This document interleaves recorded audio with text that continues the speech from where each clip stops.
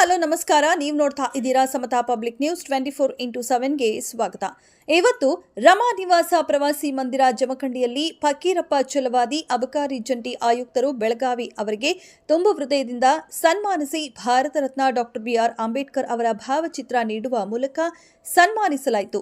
ಇದೇ ಸಂದರ್ಭದಲ್ಲಿ ಅಬಕಾರಿ ಇಲಾಖೆ ಅಧಿಕಾರಿಗಳು ಕೂಡ ಉಪಸ್ಥಿತರಿದ್ದರು. ಈ ಸಂದರ್ಭದಲ್ಲಿ ಜೈ ಭೀಮ್ ಟಿವಿ ಕರ್ನಾಟಕ ಮತ್ತು ಸಮತಾ ಪಬ್ಲಿಕ್ ನ್ಯೂಸ್ 24x7 ಸಂಪಾದಕರು ಮೋಹನ ಕಾಂಬ್ಳೆ ಹಾಗೂ DD9 ನ್ಯೂಸ್ ಸಂಪಾದಕರು ದಿಲೀಪ್ ದಾಶಾಳ ಮತ್ತು ಮುಸ್ತಫಾ ನದಾಬ್ ಅವರು ಅಬಕಾರಿ ಜಂಟಿ ಆಯುಕ್ತರಿಗೆ ಸನ್ಮಾನಿಸಿ ಶುಭ ಕೋರಿದರು. ಸಂಪಾದಕರು ಮೋಹನ ಕಾಂಬ್ಳೆ, ಮುಂದಿನ ಸುದ್ದಿಯೊಂದಿಗೆ ಮತ್ತೆ ಭೇಟಿಯಾಗೋಣ. ಅಲ್ಲಿಯವರೆಗೆ ನೋಡ್ತಾ ಇರಿ ಇದು ಸಮತಾ ಪಬ್ಲಿಕ್ ನ್ಯೂಸ್ 24x7. ನಮಸ್ಕಾರ.